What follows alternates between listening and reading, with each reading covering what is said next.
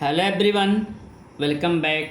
आज हम लोग पोएट्स एंड पेनकेक्स के पार्ट सेकंड का स्टडी करेंगे, जिसे देखिए। In those days I worked in a cubicle. In those days I worked in a cubicle. Cubicle में होता है कोठरी या छोटा कमरा। तो राइटर कह रहे हैं कि इन दोज डेज, उन दिनों, आई वर्कड इन अ क्यूबिकल, मैं एक क्यूबिकल यानी छोटे कमरे में काम करता था। Two whole sides of which were French windows. French windows means होता है दरवाजे जैसी बड़ी खिड़की। फ्रेंच विंडोज मीन्स दरवाजे जैसी बड़ी खिड़की। तो कह रहे हैं कि two whole sides of which और फ्रेंच विंडोज, जिसकी दो पूरी दीवारें फ्रेंच खिड़कियां थीं। देखिए, टू होल साइड्स कहा जा रहा है कि जिसकी दो होल साइड्स, दो पूरी दीवारें फ्रेंच खिड़कियां थी। I didn't know at that time they were called French Windows. उस समय मुझे यह नहीं पता था कि उन्हें फ्रेंच खिड़कियां कहा जाता है। Seeing me sitting at my desk tearing up newspaper day. मुझे अपनी मेज पर बैठे दिन रात अखबार फाड़ते देख in and day out most people thought. अधिकतर लोग सोचते थे, मतलब कह रहे हैं कि मुझे अपनी मेज पर बैठे दिन रात अखबार फाड़ते देख बहुत लोग सोचते थे I was doing next to nothing, कि मैं कोई काम नहीं कर रहा। It is likely that the boss thought likewise. संभव है कि बॉस भी यही सोचता हो। इट इज़ लाइकली, संभव हो कि बॉस भी ऐसा ही सोचता हो। सो अतः anyone who felt I should be given some occupation would barge into my cubicle। देखिए, सो इसलिए anyone who felt कहा जा रहा है कि इसलिए जब कोई व्यक्ति को सोचता था, जब किसी व्यक्ति को लगता था कि मुझे कोई काम दिया जाना चाहिए, it likely that the boss thought like wise. So anyone who felt, इसलिए जब कोई व्यक्ति सोचता था, किसी व्यक्ति को लगता था कि मुझे I should be given some occupation means काम, कि मुझे कोई काम दिया जाना चाहिए। वुड बाज into my public and deliver an extent lecture. वह धड़ल्ले से मेरे कमरे में चला आता। देखिए, कहा जा रहा है कि डिलीवर एन एक्सटेंट, वह व्यक्ति धड़ल्ले से मेरे कमरे में चला आता और एक भारी भरकम भाषण दे देता। क्लियर? तो कह रहे हैं कि डिलीवर एन एक्सटेंडेड लेक्चर, भारी भरकम भाषण दे देता। The boy in the makeup department had decided I should B enlightened on how great literary talent was being allowed to go west in a department fit only for barbers and perverters. देखिए, the boy in the makeup department, makeup room के boy, कहा जा रहा है makeup room का boy, had decided, ने निश्चय कर लिया था, I should be enlightened on how great literary talent was being allowed to go waste in a department fit only for barbers and perverters, कि मुझे ज्ञात होना चाहिए कि उस जैसी कैसी महान साहित्य प्रतिभा उस विभाग में नष्ट हो रही है। क्लियर? मतलब कहा जा रहा है कि मेकअप रूम के बॉय ने निश्चय कर लिया था कि मुझे ज्ञात होना चाहिए कि उस जैसी किसी महान साहित्यिक प्रतिभा उस विभाग में नष्ट हो रही है। Clear? Department waste in a department fit only for barbers and perverters, जो केवल बार्बर्स नाइयों और परवर्टर्स, देखिए परवर्टर्स का सेंस है भ्रष्ट लोगों, जो नाइयों और विकृत पुरुषों के लिए उपयुक्त थी, जो नाइयों और भ्रष्ट लोगों के लिए, विकृत लोगों के लिए उपयुक्त थी। Soon I was praying for crowd shooting all the time. शीघ्र ही मैं प्रार्थना करने लगा।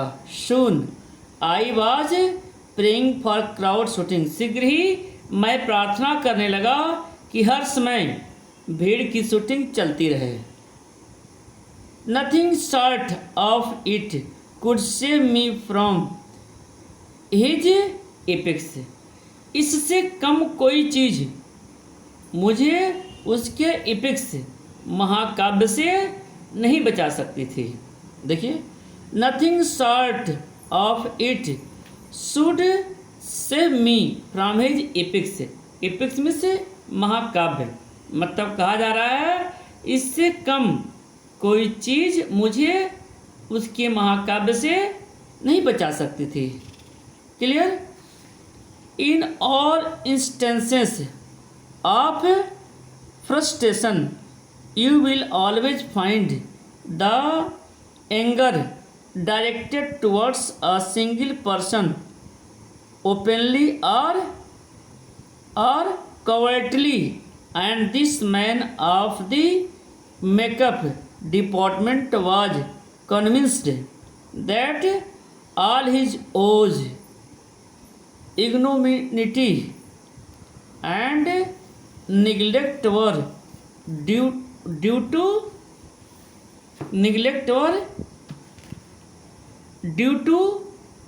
कोथ मंगलम शुभो, कोथ मंगलम शुभो। In all instances of frustration, हताश के सारे उदाहरणों में, हताश के फ्रस्ट्रेशन, हताश के सारे इंस्टेंसेस उदाहरणों में, यू विल ऑलवेज फाइंड, आप हमेशा पाएंगे, आप हमेशा पाएंगे the anger directed towards a single person, कि पाएंगे कि प्रकट अथवा गुप्त क्रोध एक ही व्यक्ति पर केंद्रित होता है। देखिए क्या पाएंगे कि always find anger directed towards a single person openly, आप पाएंगे कि प्रकट अथवा गुप्त क्रोध एक ही व्यक्ति पर केंद्रित होता है। ओपनली और covertly, and this man of the makeup department was convinced. और मेकअप विभाग इस व्यक्ति को विश्वास था, कहा जा रहा है, और मेकअप विभाग के इस व्यक्ति को विश्वास था, कन्विंस्ड, विश्वास था, that all his woes ignominy and neglect were due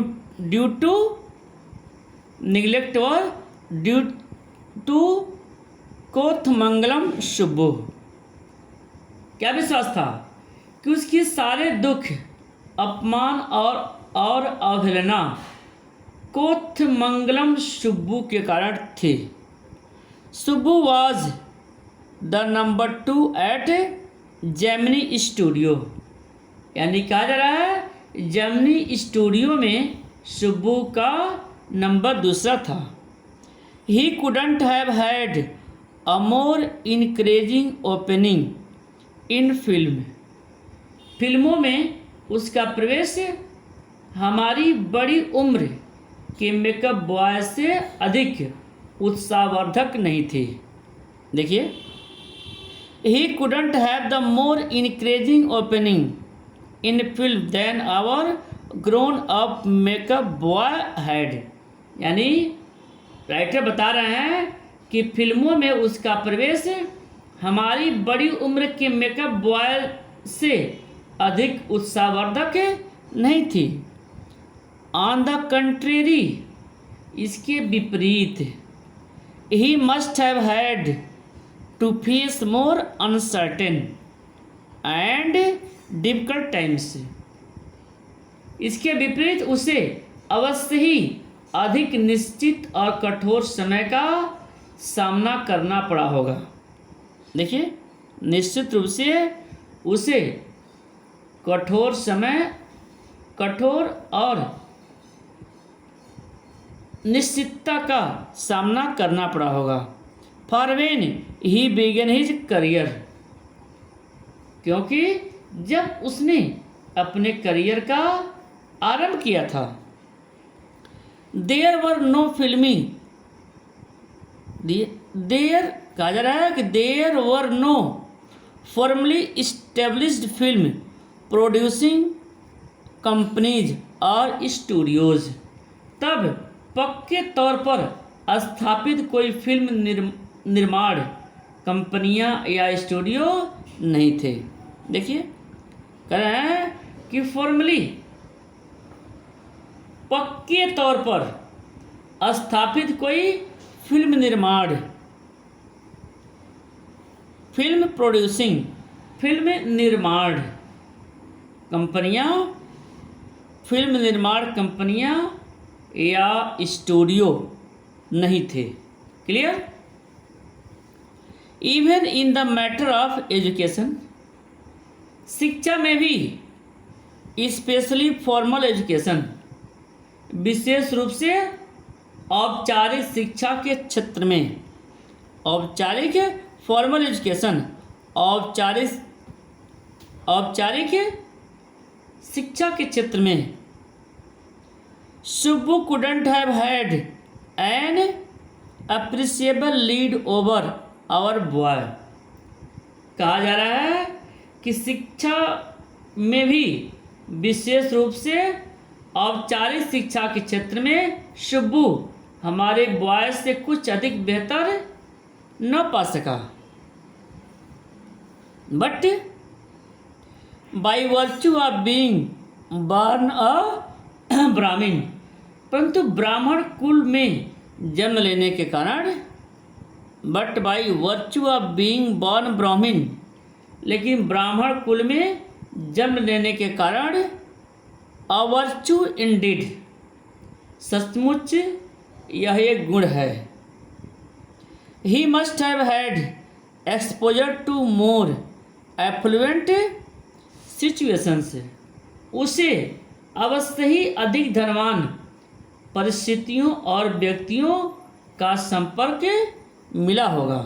कहा जा रहा है कि उसे निश्चित रूप से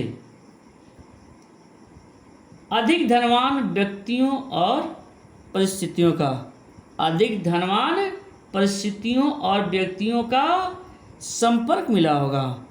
अधिक एफ्लुएंट, धनवान परिस्थितियों और व्यक्तियों का संपर्क मिला होगा। And people, he had the ability to look cheerful at all times even after having had a hand in a flop film. यानी कहा जा रहा है किसी असफल फिल्म में हाथ डालने के बाद भी, कह रहा है कि किसी असफल फिल्म में हाथ डालने के बाद भी उसमें हर समय प्रसन्न रहने की क्षमता थी। क्लियर? कहा जा रहा है कि किसी असफल फिल्म में हाथ डालने के बाद भी उसमें हर समय प्रसन्न रहने की क्षमता थी। Ability to look cheerful at all time, हर समय प्रसन्नचित खुश रहने की क्षमता थी। He always had work for somebody, उसके पास सदा हर व्यक्ति के लिए काम रहता था। He could never do thing on his own, वह अपने आप कभी काम नहीं कर सकता था। But his sense of loyalty made him identity himself, परंतु उसके निष्ठा लॉयल्टी, उसके निष्ठा भाव ने उसे अपने प्रमुख के साथ पूरी तरह एकाकार कर दिया था।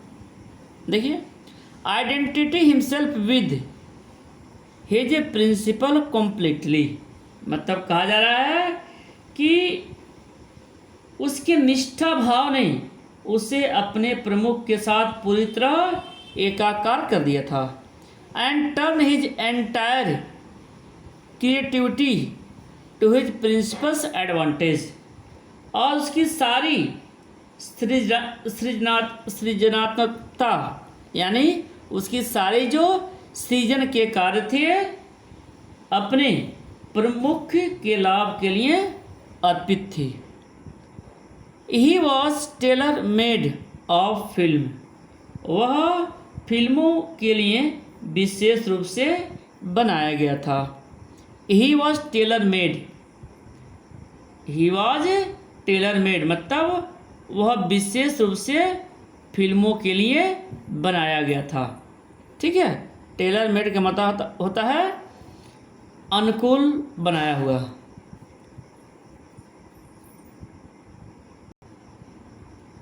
Here was a man who could be inspired when commanded, वह ऐसा व्यक्ति था। Here was a man, वह ऐसा व्यक्ति था जो आज्ञा पाकर प्रेरित हो सकता था। Who could be inspired when commanded, वह ऐसा व्यक्ति था जो आज्ञा पाकर के प्रेरित हो सकता था। The rat fights the tigress underwater and kills her, but takes pity on the cubs and tends them lovingly. The rat fights, क्या जा रहा है? The rat fights the tigress underwater, पानी के नीचे चूहा बाघिन से लड़ता है।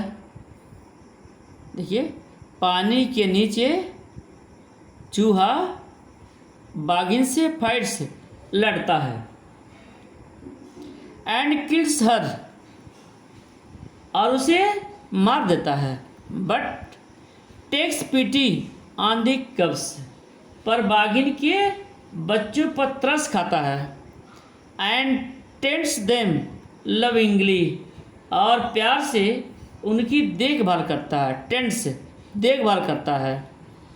I don't know how to do the scene, मुझे समझ में नहीं आता कि इस दृश्य को कैसे किया जाए। आई डोंट नो, मुझे नहीं समझ में आता कि इस दृश्य को कैसे किया जाए। The producer would say and Subbu would come out with 4 ways of the rat pouring affection on its victims' offspring। देखिए, सुब्बू सुब्बू 4 तरीके बताएगा। कहा जा रहा है Subbu would come out with 4 ways. Subbu इसके 4 तरीके बताएगा जिसने चूहा शिकार के बच्चों पर प्यार उड़ेल सकता है। Clear?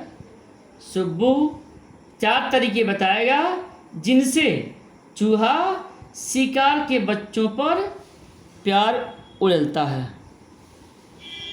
Rat pouring affection on it's victims spring. Spring means बच्चे, ऑफ स्प्रिंग मीन्स बच्चे।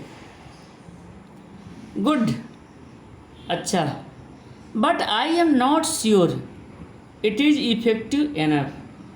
पर मुझे विश्वास नहीं कि यह काफ़ी प्रभावशाली होगा। The producer would say and in a minute Subbu would come out with 14 more alternatives. निर्माता कहेगा और 1 मिनट के अंदर सुब्बू 14 और विकल्प बताएगा।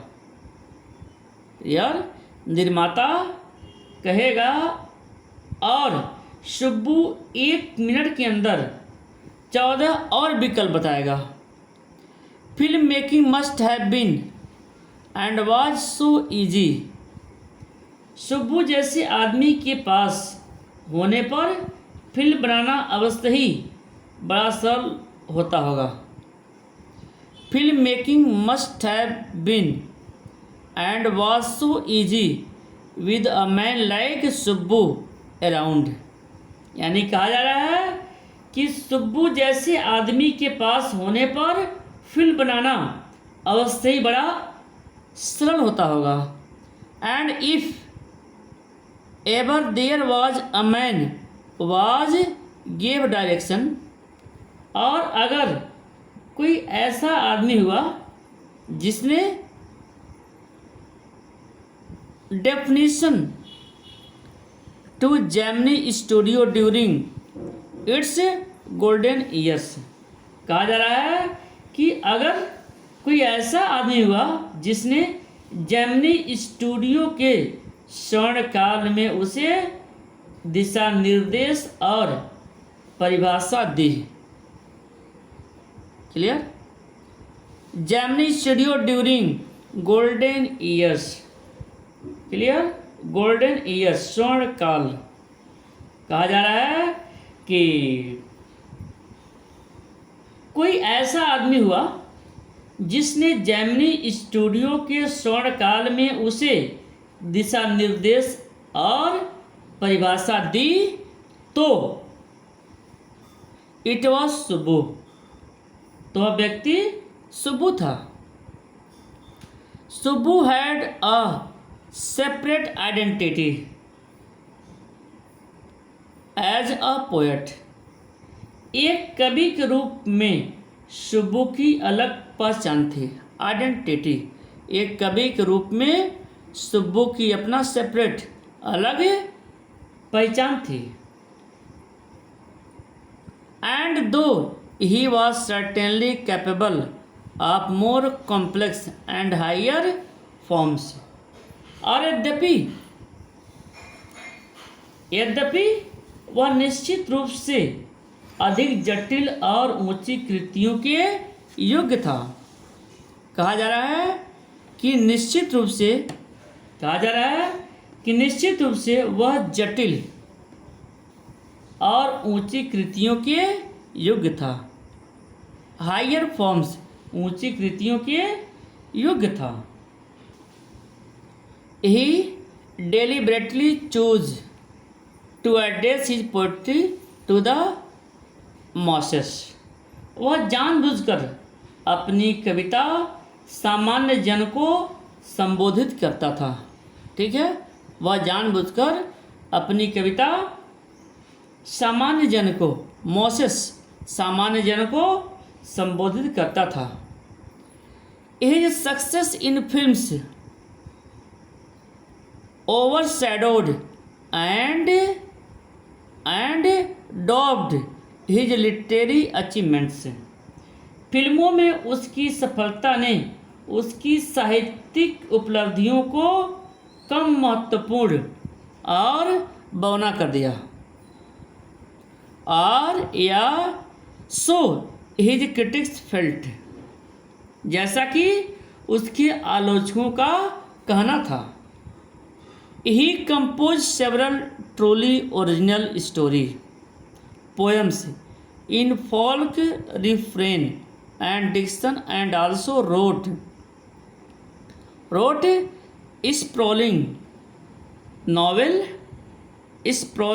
novel what, देखिए थिल्लाना, और क्या है, मोनाम्बल। फिर देखिए थिल्लाना मोनाम्बल। कहा जा रहा है कि उसने लोकगीत की टेक और शब्दावली पर कितनी ही वास्तविक मौलिक गीत कथाएं लिखी, और थिल्लाना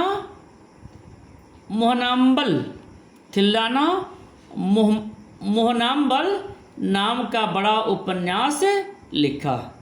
ठीक है, यह जो है उपन्यास का नाम है। विद डजन्स ऑफ वेरी डेफल्टी इस्ड, जिसमें बड़ी कुशलता से दर्जनों पात्रों का चित्रण किया गया है। देखिए ईस्ड कैरेक्टर्स, यानी जिसमें बड़ी ही कुशलता से दर्जनों पात्रों का चित्रण किया गया है। He quite successfully recreated the mood and manner of the देवाधीश of the early 20th century। देखिए उसने 20वीं शताब्दियों की देवदासियों कहा जा रहा है कि उसने 20वीं शताब्दी की देवदासियों की मानसिक स्थिति और तौर तरीके का बड़ा ही सफलता से चित्रण किया है। देखिए he quite successfully recreated mood and manner of the devadasis of the early 20th century. यानी कहा जा रहा है उसने 20वीं शताब्दी की देवदासियों की मानसिक स्थिति और तौर तरीकों का बड़ी सफलता से चित्रण किया है। He was an amazing actor, वह एक अद्भुत अभिनेता था। देखिए he was an amazing actor, वह एक अद्भुत अभिनेता था। He never aspired to the lead roles, उसने कभी लीड रोल्स प्रमुख भूमिकाओं की इच्छा नहीं की।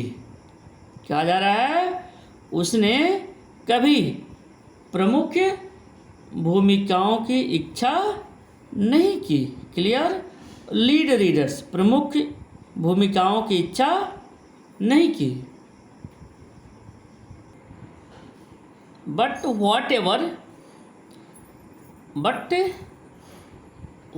Ever subsidiary role he played in any of the films, मतलब कहा जा रहा है कि किसी भी फिल्म में जो उसे दूसरे दर्जे की भूमिका कहा जा रहा है कि किसी भी फिल्म में जो उसे दूसरे दर्जे की भूमिका, सब्सिडियरी का मतलब होता है सहायक या दूसरे दर्जे का। क्लियर? सब्सिडियरी में होता है सहायक या दूसरे दर्जे का। यानी कहा जा रहा है किसी भी फिल्म में जो दूसरे दर्जे की भूमिका, subsidiary role he played in any of the film से उसे मिली, उसने उसका निर्वाह कथाचित प्रमुख अभिनेताओं से बेहतर किया। देखिए, but whatever subsidiary role he played in any of the films he performed better than the supposed main players. Clear? मतलब कहा जा रहा है कि किसी भी फिल्म में जो दूसरे दर्जे की भूमिका उसे मिली, उसने उसका निर्वाह बहुत ही प्रमुख नेताओं से बेहतर किया। He had a genuine love for anyone. उसने अपने जीवन में आए हर व्यक्ति के प्रति उसके मन में सच्चा प्यार था। देखिए, he had a genuine love for anyone he came across and his house was a permanent residence for dozens of near and for relations and acquaintances. और उसका घर दर्जनों पास और दूर के नातेदारों और परिचितों, कहा जा रहा है दूर के नातेदारों, रिश्तेदारों और एक्वेंटेंसेस, परिचितों का अस्थायी निवास था। रेजिडेंस यानी उसके घर पर बहुत सारे लोग आते थे, रहा करते थे और खाते पीते थे। It seemed against Subbu's nature to be even conscious. लगता था कि यह सुब्बू के स्वभाव के विपरीत था। देखिए, लगता था कि यह सुब्बू के स्वभाव के बिल्कुल विपरीत था। That he was feeding and supporting so many of them, कि उसे यह एहसास भी हो कि वह इतने लोगों को खाना और सहारा दे रहा है। Such a charitable and improvident man, वह ऐसा परोपकारी और निस्वार्थ व्यक्ति था। क्लियर? वह ऐसा परोपकारी और निस्वार्थ व्यक्ति था। And it he had enemies. Clear? मगर उसके भी शत्रु थे। Was it because he seemed so close and intimate with the boss. क्या यह इस कारण से था? Was it because he seemed, क्या यह इस कारण से था कि वह बास से इतना निकट और घनिष्ठ या समीप था? क्या इस वजह से था कि वह बास के इतना निकट और घनिष्ठ था? और या वाज इट हिज जनरल डिमनियर। देखिए, या उसका जनरल डिमनियर या उसका साधारण व्यवहार, दैट रिजेंबल्ड अ सिकोफेंट। सिकोफेंट में होता है चापलूस। या फिर उसका साधारण व्यवहार, या उसका साधारण डिमनियर व्यवहार, या उसका साधारण व्यवहार, दैट रिजेंबल्ड अ सिकोफेंट्स मीन्स चापलूस, या उसका साधारण व्यवहार एक चापलूस जैसा था। और हिज रेडीनेस टू से नाइस थिंग अबाउट एवरीथिंग। यह हर बात के बारे में क्या जा रहा है, और या हिज रेडीनेस टू से नाइस थिंग अबाउट एवरीथिंग, या हर बात के बारे में अच्छी बातें कहने की उसकी तत्परता। यानी कहा जा रहा है कि हर बात के बारे में वह तत्परता से अच्छी बात करता था। In any case there was this man in the makeup department who would wish the